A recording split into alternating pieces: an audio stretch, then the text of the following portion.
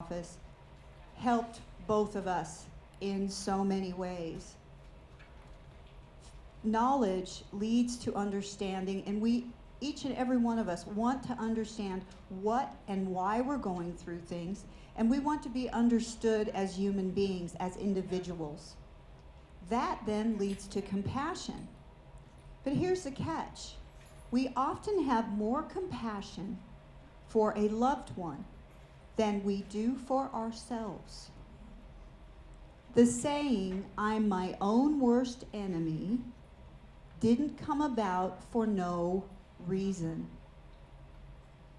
We have to remember that whatever we're saying to someone else, that we repeat back to ourselves. Faith. Not any particular religion, but like I said before, the absolute unwavering belief that what we are going through has a purpose, a reason. One, again, we may never know, but a reason nonetheless. And hanging on to that does help through some pretty trying times. The why me part. Why me? Why me? Why not you? You're not alone on this journey. I was a guinea pig, seriously. At 2 weeks of age, they never thought open heart surgery on somebody that young at 1960 was going to work. I was written up in medical journals. I was their lesson.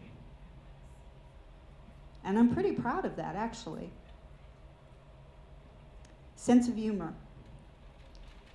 It amazes me that we will watch slapstick comedies, people falling over chairs, getting hit in the face with a pie, and we laugh and we laugh and we laugh. Yet, if we trip and fall or bang our head, we judge the amount of embarrassment that we should feel by the amount of people that saw us trip and fall. Well, what if you think about it this way? Start laughing yourself. After all, you just gave somebody a reason to smile.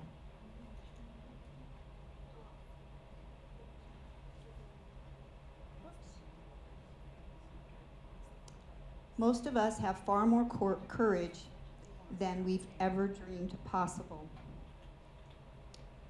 I spoke earlier about a third birth defect.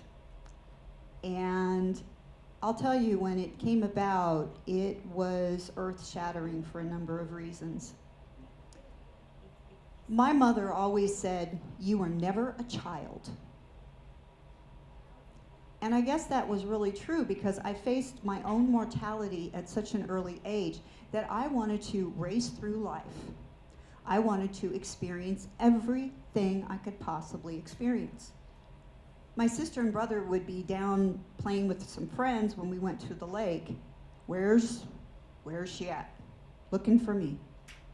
I was down at the water's edge talking to an old fisherman, because they were a lot more interesting. They'd lived these amazing lives. They'd done things that I knew I would never be able to do in my own life.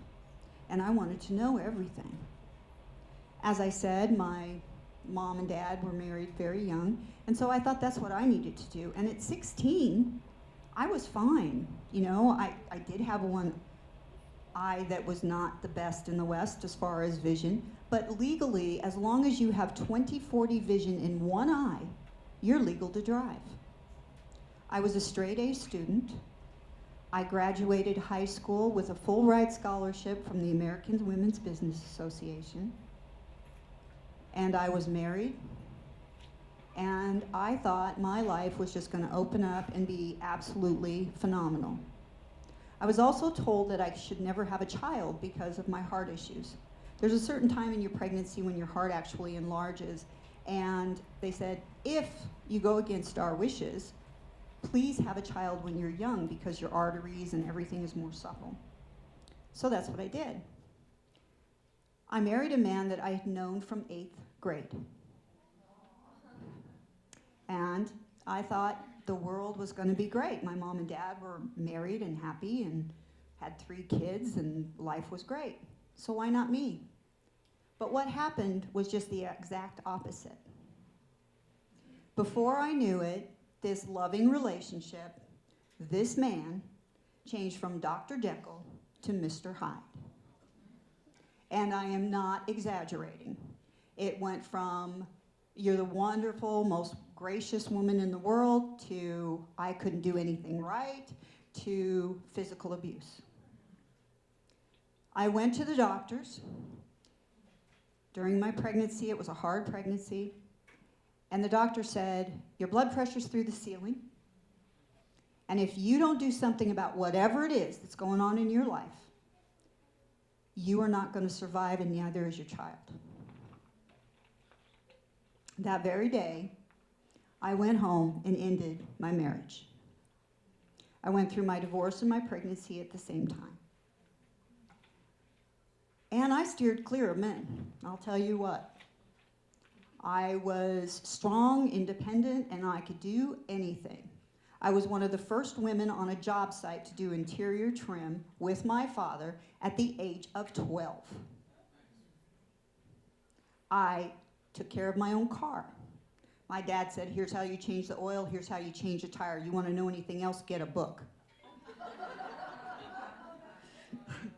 And I did, because I was broke. So I loved to drive, I loved to tinker, I loved it all. It was an amazing, amazing time, and I always felt good about myself. Well, it took over a decade, and I decided, well, I'm going to give this guy a try. Well, loving, wonderful relationship. All of a sudden, here comes the emotional abuse. Well, hey, why'd you do that? That's not right. That's not good enough. How can you be so stupid? Why did you do that? Well, 6 months ago, I was glorious for doing all these things, and now I'm stupid. And now I'm not good enough. Well, I had to do some really serious soul searching, because what this person told me was that I wasn't good enough. I'm not good enough? Really? Well, it took a while, because when you get into those type of relationships, it happens so gradually that before you know it, you're no one. So I had to figure out what my part in this was. I mean, come on, this is the second relationship. These are two different men. They started out in these loving relationships. What was I doing to add to that? Well, I figured it out, and I figured out that what it was when I was by myself, I was fine. Everything I wanted to do, I did. But when I partnered with someone else, their hopes, their dreams, their desires became number one in my life. I disappeared. I fell underneath what they wanted. And their part was, they took advantage of that. I learned from that a loving and open heart is a wonderful thing, but it has to be guarded with your own self-respect and your dignity and your belief in yourself. I ended that relationship before it went to being physically harmful, because that's how most relationships go. If they can get away with this, they can get away with that. If they can get away with that, then they take it a step further. Now, for me, I was very, very fortunate, because third time was the charm. On June 13th of this year, I will be married 20 years.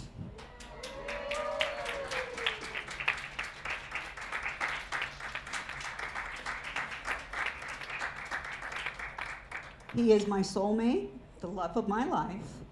We support one another. And yeah, we do have disagreements, I will say. I am pretty feisty, and I am damn stubborn. So he's got a lot to contend with. I skipped one here. So oftentimes we live our lives in chains, and we never realize we have the key.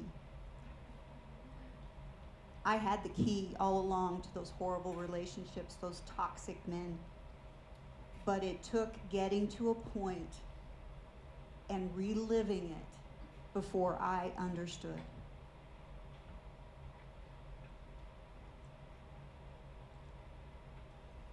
Most of us have far more courage than we dreamed was or possessed. Now that came about because of what happened when I turned 40. Just been married a short time, and the whole idea of taking care of 3 stepkids, teenagers, who quite honestly were working very hard at being teenagers. I worked full time. I was very successful in what I was doing. My husband worked full time. We had our lives pretty much planned out. And then all of a sudden, the Fuchs dystrophy that had hit my left eye when I was 11 attacked my remaining right eye. The blisters started. I would drive to work, and my vision would cloud so bad that I would have to sit there and wait till my vision cleared before I was okay to drive home. It got to the point where my vision was less than 2300. I had to learn to walk with a cane. I had to learn to use different senses, really pay attention to colors, count steps, you name it. Well, at the same time, my body decided to also betray me. And what I mean by that is my whole left side would go numb. I'd feel like somebody was pulling down on my face. I'd have a hair on my face. I would fall. Nothing I could explain. It was just all really random. And then I had a cyst or something in one of my nasal cavities, so I couldn't breathe out of one side of my nose. Well, left side problems, the first thing I go to is got to be my heart. I always had mitral valve prolapse, and for those of you who have it, if it's serious, it's kind of earth-shattering when it happens, because your heart will go da da da da da da da, and then nothing, and you're going, is it going to beat again? Woo, okay, I'm good. So you go through that. Well, I went through an echocardiogram, I did an EKG, and the only thing that ever showed up was, yes, mitral valve prolapse. Well, my other symptoms were getting worse, but we couldn't really find a cause of it. So then they said, go in for a CAT scan. You need a CAT scan. We're going to find out what's going on in that nasal cavity. And so I did. During the test, the technician says to me, have you recently been hit in the head? I was like, no. Oh, okay. And she tried to just dismiss it like it was nothing. But let me tell you, the hair on the back of my neck stood up, and I knew there was a problem. Well, the next day I found out what that problem was. I got a call from the doctor's office, and it wasn't saying, hey, come in, we're going to go over all of your tests. No, this was from the nurse. I was home alone. My husband was at work, kids were at school. And the conversation goes like this. Hello, Cynthia. We did find a cyst in your nasal cavity from the CAT scan, but we need you to go in for an MRI because we've also found several brain tumors. And your urinalysis is this, and your blood work is that. I thank God that I was sitting down because I would have fallen flat on my face. I could not believe the insensitivity of that. I was alone. The only thing I had ever heard was from my mom watching General Hospital, and they've got a brain tumor, get their affairs in order because it's time to kiss the road. And that was what I thought. I'm a dead duck. Well, back to my belief, knowledge is power. So I had to get to the hospital, I had to get a hold of that CAT scan and find out what the heck was going on. I called my husband at work, I said, please come home, we have something we have to talk about. He walked in the door, we sat on the couch, and I told him what the nurse had just relayed to me. I imagine the shock look on his face mirrored mine when I was given that news. We raced to the hospital, we picked up the report, and I, with magnifying glass in hand, scanned down to the findings section, and I found out that I did have 3 brain tumors on the right side of my brain, and they were called epidermoids. Now they're also referred to as cysts. These things are like little egg yolks of acid. You're born with them. For most people, it takes until about the age of 40 before they become problematic. Thank God they are benign, but they do require surgery in order to remove. Everything's scheduled. I tell my family, not a fun time. In the meantime, our bills are piling up because I'm not working.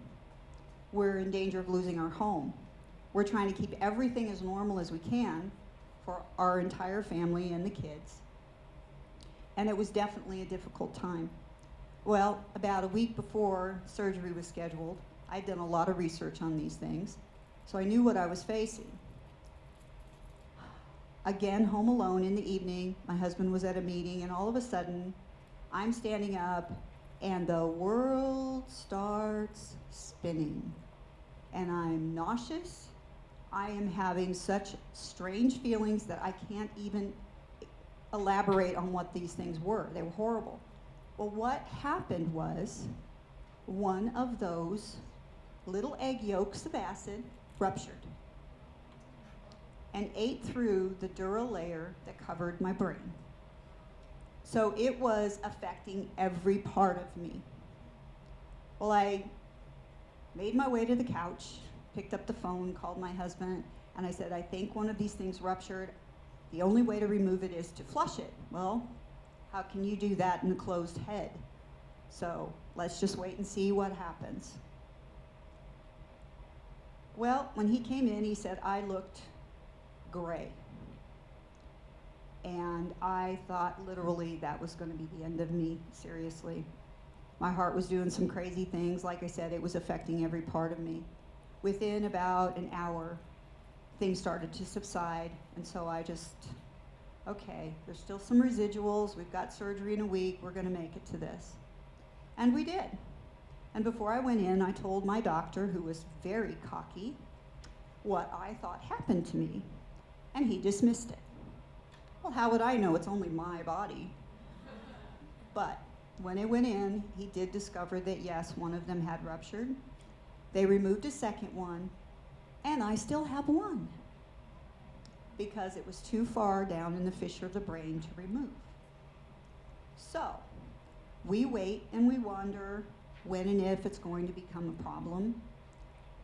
And I'm hoping that that doesn't happen until I'm ready to leave the planet. Well, on top of all of that, I now have my head half shaved, staples down it. I look like some kind of weird Barbie doll that just got into a big fight. And we got another phone call. This time it was about my mom. At the time, she was 57, same age as me. She was diagnosed with terminal lung cancer. So, head half shaved, blind cane in hand, I went with her to her chemo treatments, to her radiation treatments, and she did survive the 2 years. Those are the people I'm talking about. People hooked up to IVs, trying to enjoy every special moment they have left. These are the people. These are the ones that are the special ones.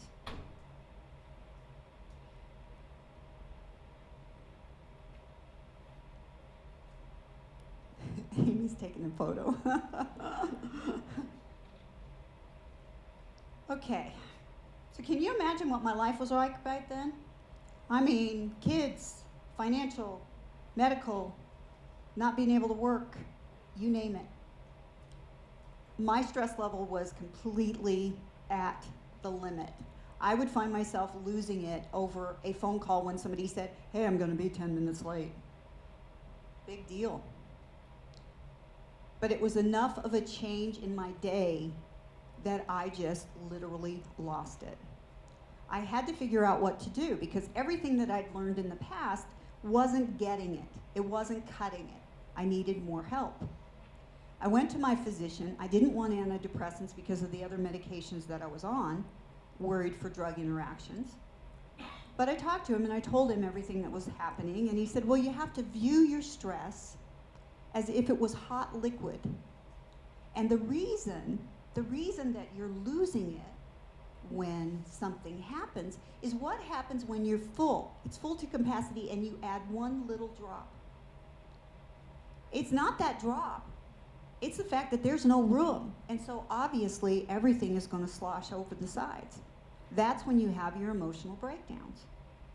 I said, well, that's all fine and well, but what do you do about that? I said, I can't fix my mom. I can't change what's going on with me medically. I can't do much about a lot of the major things. And he said, that's true. He said, but just as you add a drop, what if you take out a drop? What if you just take out a few drops? I said, okay.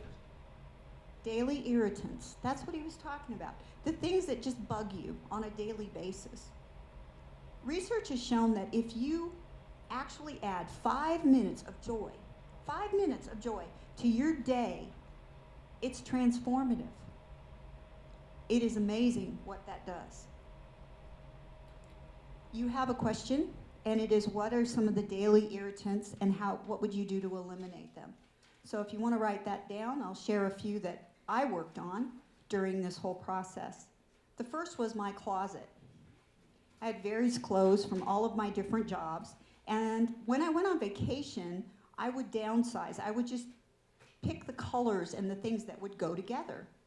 So with help, that's what I did to my closet. Anything that I pulled out of that closet would work no matter what else I pulled out with it.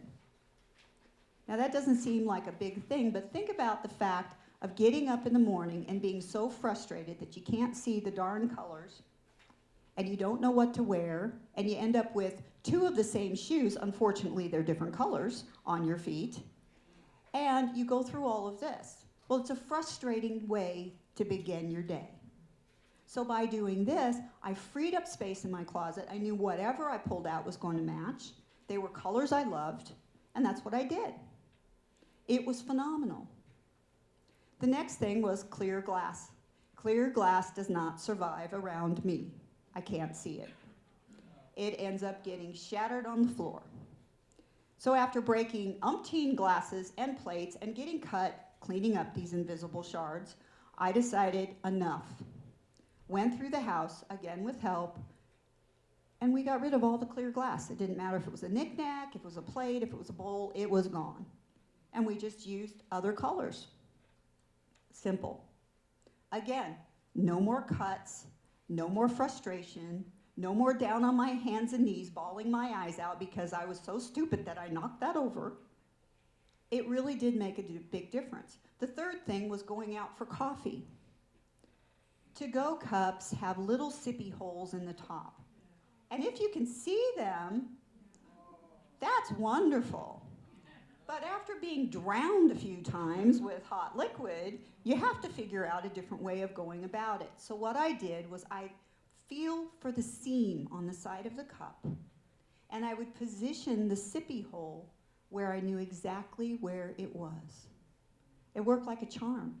Again, a day out, going to get coffee, having a little bit of a break, didn't become hunt and peck. It became a nice day. So, who would like to share an irritant that they have in their lives? Come on, don't be shy. After hearing your story, nobody should play.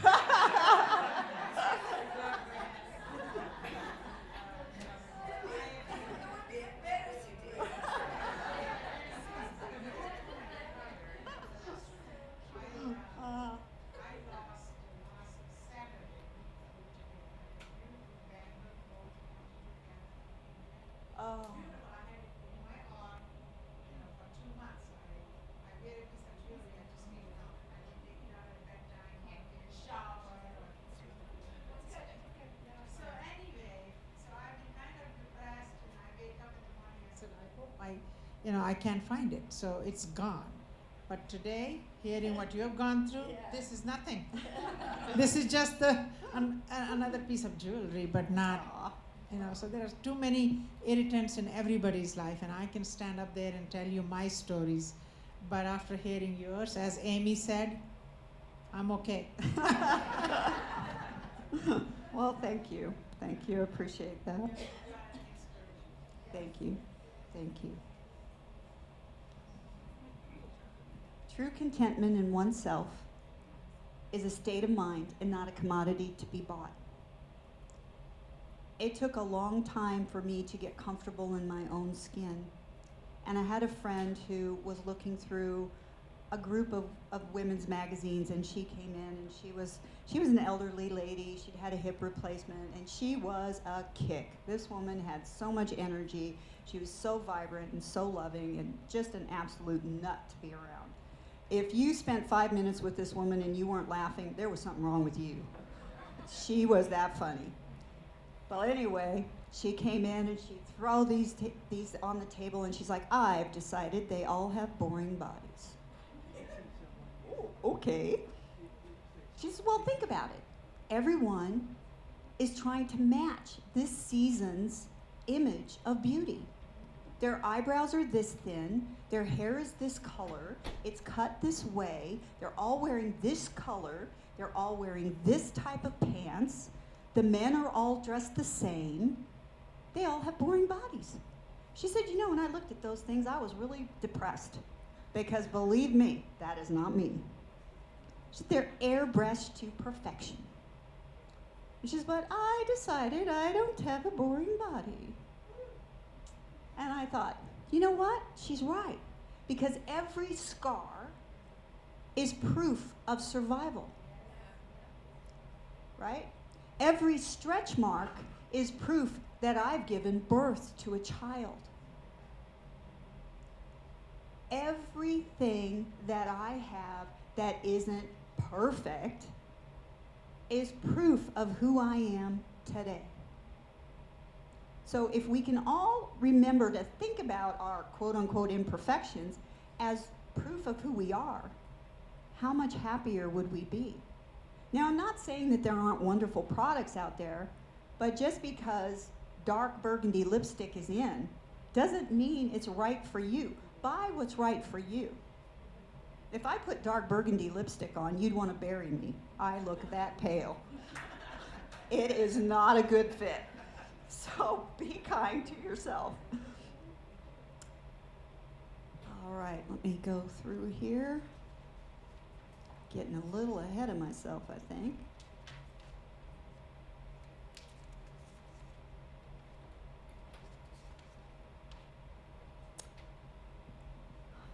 A single crayon.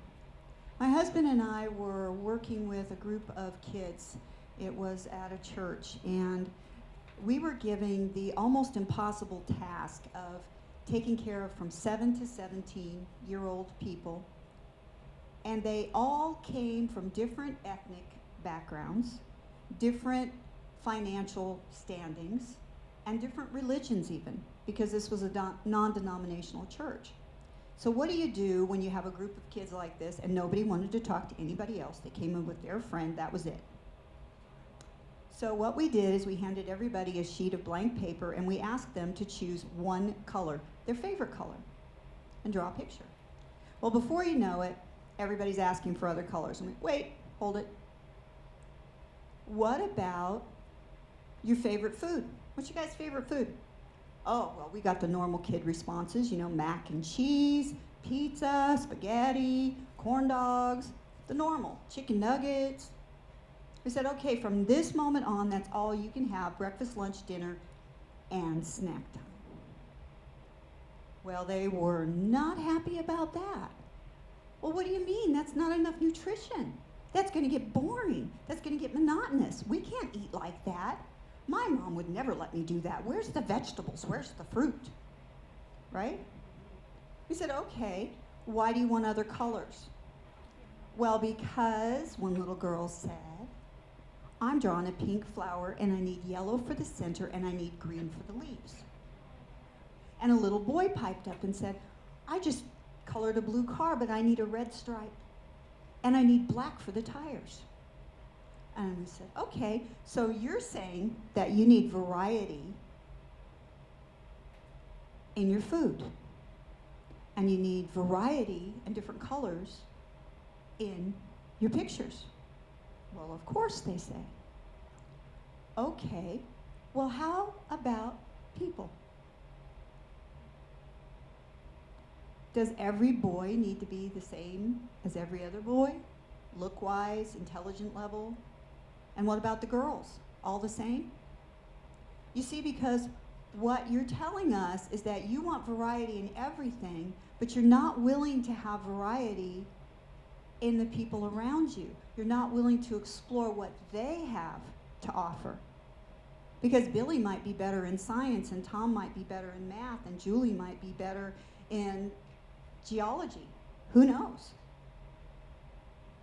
Well, that opened their eyes a little bit, and they started looking at each other with a little bit more compassion. Then we did the next thing. What's in the hat? Everybody was told to write down 3 problems. Not sign their name, just write down their 3 problems, put it in a hat. And then people would draw out other people's problems. Well, this was really a neat way to get a group of people together. Because what happened was those kids that were just upset because they didn't have a TV in their room, or mom hadn't bought them the latest iPhone or whatever it was at the time, really learned that what they were going through was minimal to that child whose mom was sick, whose dad was out of work, whose grandparent had just passed away. And for each and every one of them, even the ones with the major problems, they decided that they could handle their own problems, but don't give me hers. Right? So again, it was all about building that compassion for one another, for what each other is going through, because a lot of what we see in a person is invisible. We all judge books by their covers, that is for sure, but we cannot judge a person that way. There's too much going on.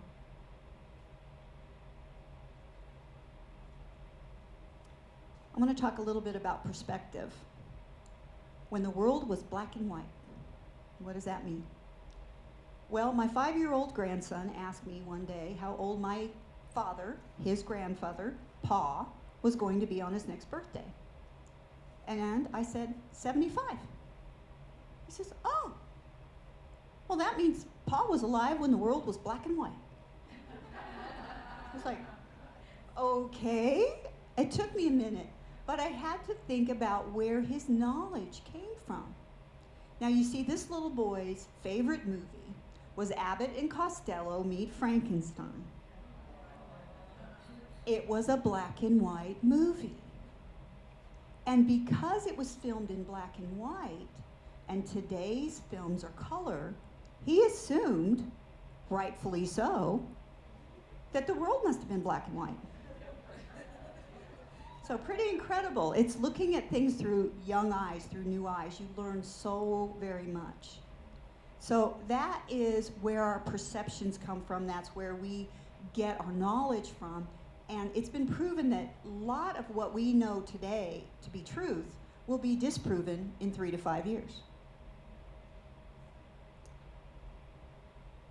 Perspective is everything when you are experiencing the challenges of life. We've all heard about the placebo effect. Give somebody a pill, tell them it's the cure-all, and magically they're cured.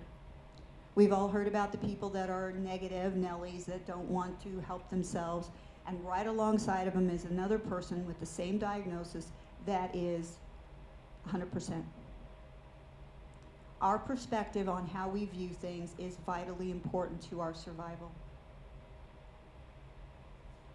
What is a belief or a perception that you used to hold true that you've now found out isn't?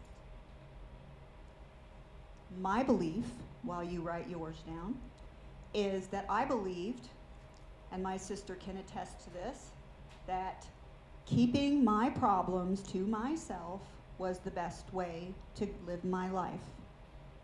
She would try to make excuses for me.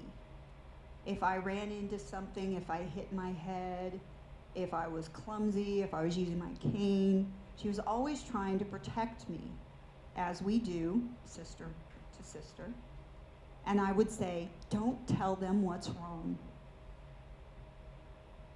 Because I never wanted anybody to look at me any differently.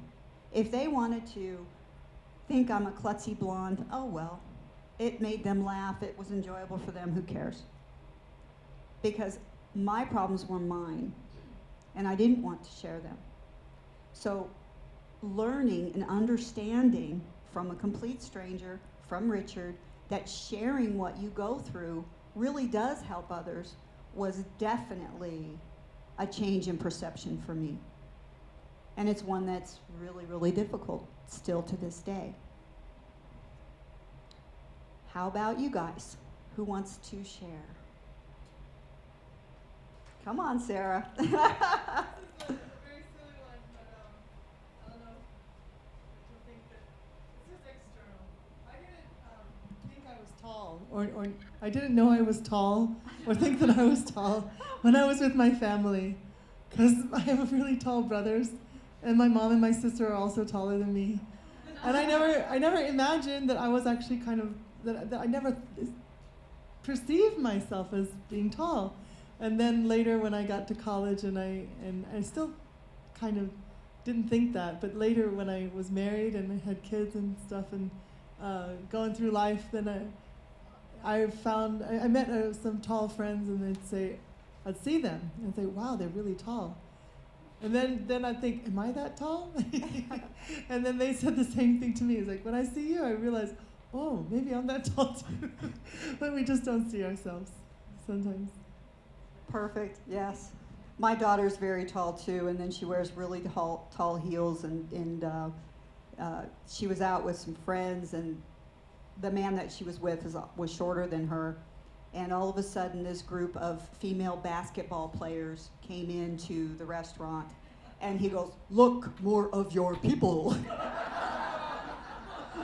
It was hilarious because he was always calling her the Amazon. So you're a beautiful Amazon too. Anyone else? Yes. I guess this is one, because I was actually thinking, I don't even know if I have any.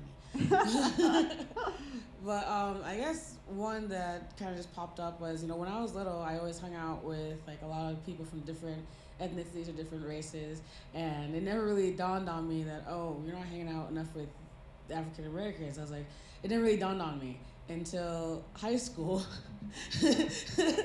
Until high school, and I was actually hanging out with one of my friends, and a group of girls came up and like, why aren't you hanging out with your people? Oh. And I'm like, what? Say, hang out with your people. And so I was like, what do you mean my people? He's human. Like, we're Homo sapiens. I don't know what you're saying. So I guess that's when it hit me. Like, okay, I get it now. But I still hang out with different people, so I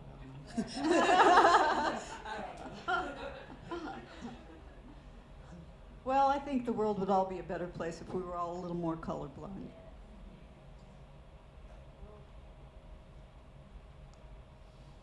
More about how you would choose to represent yourself. Now, my daughter had a function, and she had some people coming over, some gals, and she really wanted to impress them, but she was broke, let's face it. So what she did is she went to the grocery store and she bought a pink box of day-old pastries, the kind that has a cellophane in the top so you can see the baked goods inside. And she brought that in, and she could have presented it in a number of ways. She could have just threw the box on the table. She could have piled them all up on a plate like there, or she could have done something with each individual one, and that's what she chose to do.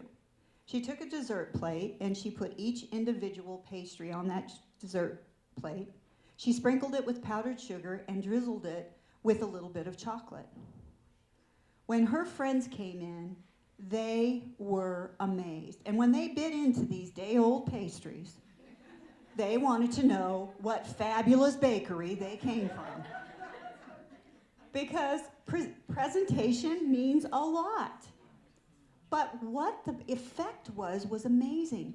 These people understood that she cared so much about them to take the time to 5 minutes of her life to present this to them. And because of that, their appreciation for her grew because they knew she appreciated them.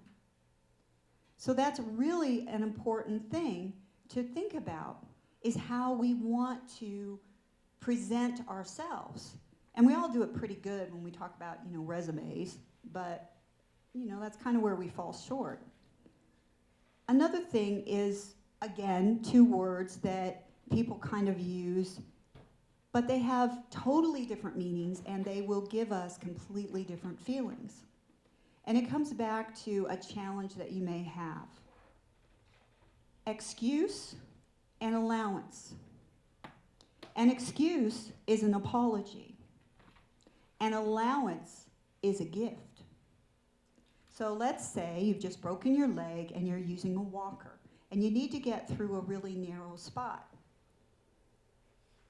In the person's mind that you're asking, is it better to say, please excuse me, I need to pass, or please allow me to pass? Now, whether we think about that word, the person that you're asking it of does get it. It may be a subconscious thing, but they're still going to understand it. I personally believe no challenge, no disability should ever be made to feel, I'm sorry. You should not have to say, I'm sorry, please excuse me, I can't do this or I can't do that. All we need to do is to make allowances to accommodate whatever is going on.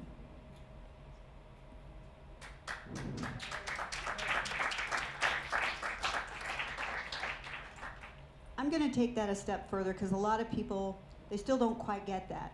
But here's the thing. What happens when you get a new job?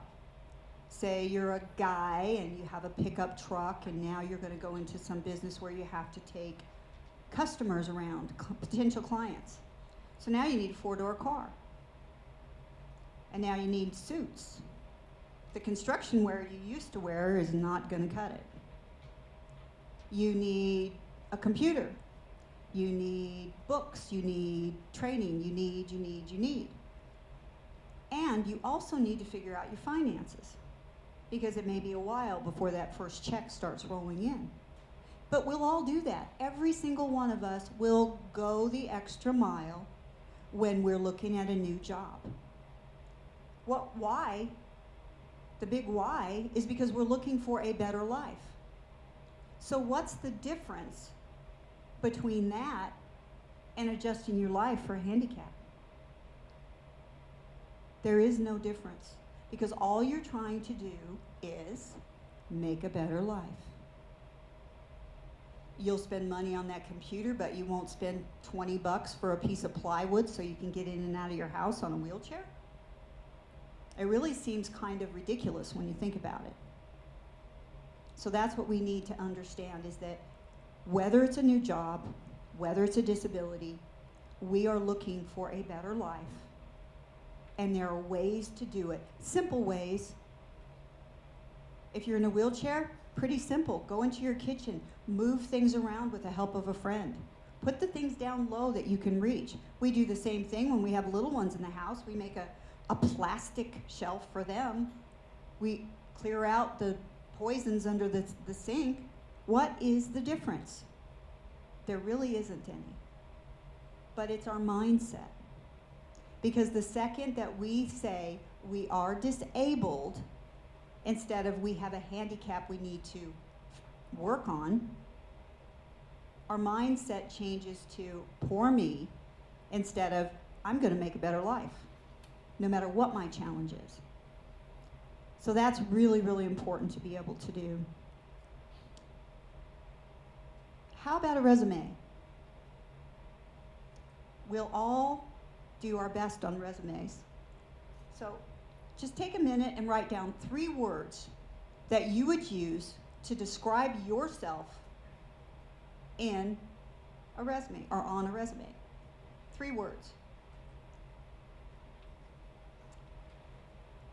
Would I go in and say, well, I'm legally blind, I've got a brain tumor, I don't know how long my sight's gonna last, but think I can do the job. Or should I go in there and go, I meet every challenge with determination, looking for a positive outcome, and working very hard to achieve it? How do you want to represent yourself? You don't need to represent your disability. You need to represent your strengths. It's fine to be the person that inspires people because they know what you've gone through. But seriously, if you're looking to hire somebody, you don't care. You want them there, you want them able to work, and you want to know that you have an intelligent person there to do the job. So that's what we need to all look at. Who would like to share 3 words? Come on. Can't think of any for yourself? What about 3 words you would use to describe someone else? Come on, who wants to say? Dependable, outgoing, and courageous. And that's for you. Oh, thank you. You forgot crazy.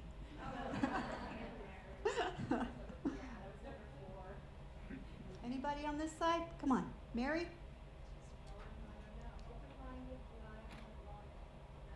Very good. Very good. All right. See, so that's the thing that I'm trying to get through today is the compassion part. And like I said, not just for the other person, but for ourselves. The self-respect, the self-esteem. There are too many people and too many things out there that are trying to tear us down. We have to be strong. And we have to really, really acknowledge our strengths. And that isn't easy at times. I will be the first to admit it. But it isn't difficult either. If you can think something positive about someone else, say those same words looking in a mirror. Tell yourself the same thing you would tell somebody that you truly admire, that you truly love. You're gorgeous. There are days I feel much less than that. But that's okay, because you can put things around your house. You can make yourself feel better. You're having a rotten day, go grab something pretty out of the closet and put it on. You know, you're a guy, you love bike riding, go for a ride. Do something to lift your spirits. Spend 5 minutes in meditation or prayer. Whatever it is that brings you joy. It doesn't have to take hours. Again, 5 minutes a day will be transformative. Create your heaven on earth. It has been proven that no matter what we see visually or what we envision in our minds, our bodies react the same way. We release the same endorphins. Our muscles fire the same. Everything happens the same, no matter if we're visually seeing it or imagining it in our minds. There's a blank spot on your paper, and you can write down just a few words about where or what your perfect place would be. And while you say you do that, I'll tell you mine. White sandy beaches, gentle breeze, water lapping at the shore, a double recliner with a nice furry blanket, laying next to my husband holding hands with a large glass of iced tea, listening to birds and smelling the salt air.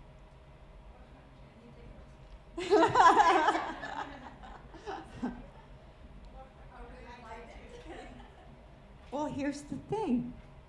You can create that place in your mind, and when you get to a point in your life where you're really stressed out, you can visit that anytime you want.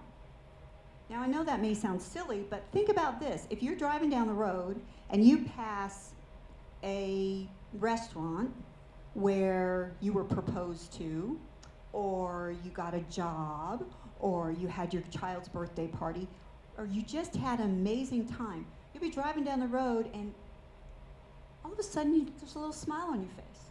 Because subconsciously you remember that place, you tie it to a special event. Well, it's the same thing with this. You create your place on paper, you start envisioning it in your mind, just close your eyes and go to that place. Well, if you're in a crowded room like we are today, you can't exactly just close your eyes and zone out when you're stressed because somebody's giving you a hard time. But if you remember back, we said, a lot of times you have the key to your problems. Do you remember that?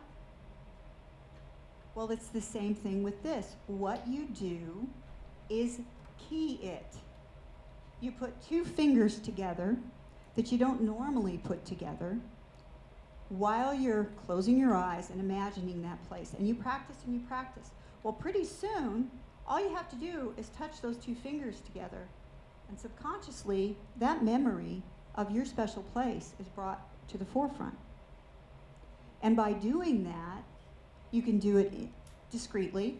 If you're in a job interview, you just fold your hands and you've got these fingers and they're pushed together and you're going, I don't care what he says, I'm on the beach. It's going to relax you. It's going to give you some solace, some peace when you're faced with difficult times. The same thing, you're waiting at DMV. Oh, heavens. Visit your secret place. It's going to make the time fly. And pretty soon when your number's called, you're going, I was just drinking my tea. Could you give me a break? So try that, because it really does help. Okay. Let's see where we're at here. Mardi Gras beads. They are a symbol of celebration. Everybody loves the Mardi Gras beads. There's a lot of places around town that you can get them and you can celebrate. I have a strand hanging in my kitchen because I want to remember to celebrate every day. If I could have Bianca and my husband come up, and as a gift to all of you, I'm passing out a strand of Mardi Gras beads, and I would like for you to take them home, wear them, put them in a special place, just to remember to celebrate each and every day, because it is so vitally important. While they're doing that, I'm going to sum up the presentation. This is why. A time is a commodity that we cannot replace, and I really thank each and every one of you for sharing your time with me today, and I hope that you feel that it was well spent. When you come back, when this is over, I have a few little goodies to give out. These are trifold information sheets. They talk about frequently asked questions on prosthetic eyes, and there are also tips in here about how to help protect your eyesight. I also have bookmarks, that you're welcome to.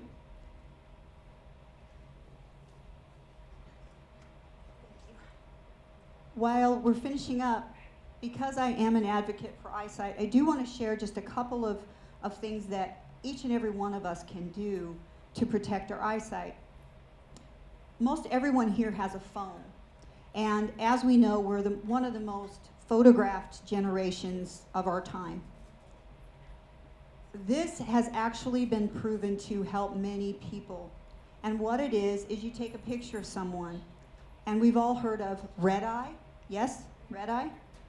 What happens when you take a photograph of someone and they don't have red eye in one eye? Why is that? It is because there is a retinal issue, and you need to get them to the doctor as soon as you can. Retinas reflect light. That is why we get red eye. This has helped a lot of infants, because as we know, when we have little ones, they're photographed a lot more. And then as they get teenagers, it's like, will you put the camera away, Mom? But here's the thing. Kids nowadays, teenagers, they're on all kinds of social media. They're constantly snapping pictures. Maybe it's a glitch. Take another shot.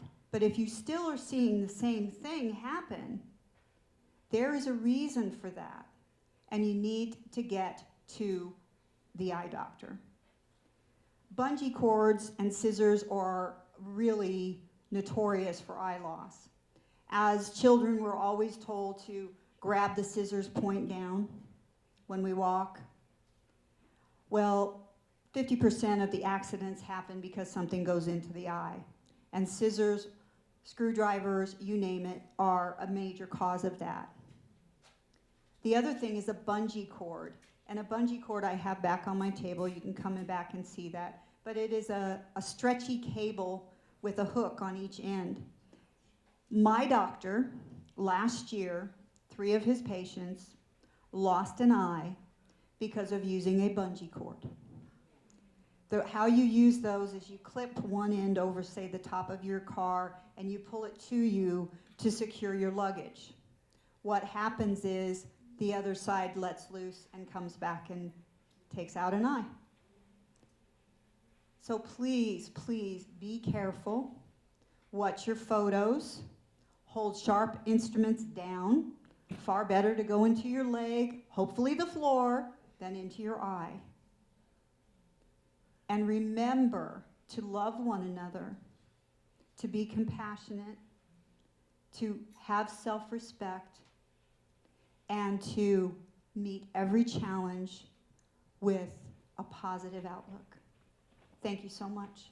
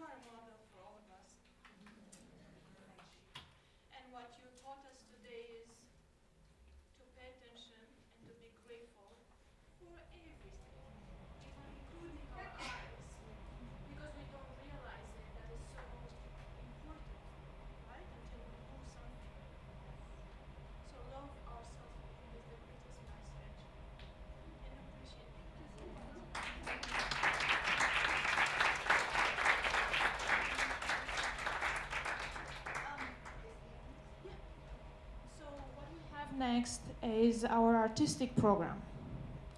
And believe me, these children and the people who are gonna walk on this stage, they are great people and they work hard. And they're just simply amazing. Because what they're trying to transmit through art, if it's a song, if it's a dance or a painting, we're trying to transmit to one another the emotion, right? We want to be connected to something, to someone. So I'm gonna let Cynthia introduce her nephew. My nephew is also my godson, and I love him with all my heart. He is very talented. This young man picked up a guitar at age 11 and hasn't put it down. His mom never once had to tell him to practice. He is a graduate of the Las Vegas Academy with honors, and he has been accepted to the Berklee College of Music. There is one in Boston, but the one he's going to is in Spain.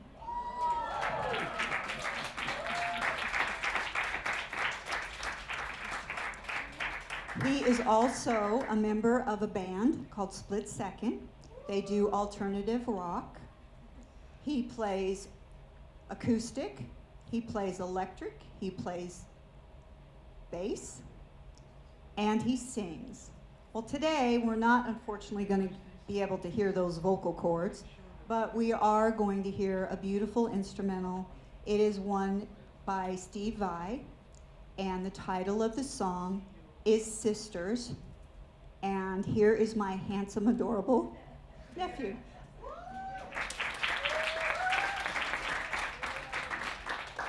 Thank you.